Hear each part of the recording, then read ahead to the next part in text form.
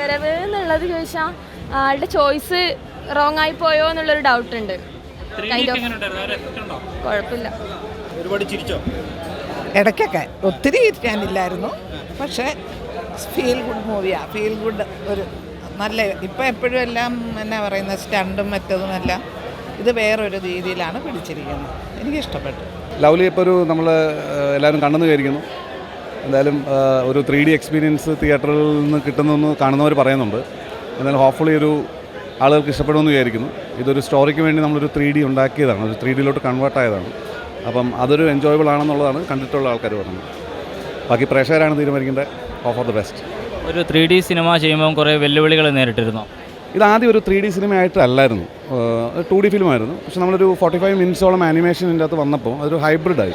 Then നമ്മളൊന്ന് convert ചെയ്ത് നോക്കിയപ്പോൾ അത് വർക്കാവുന്നു.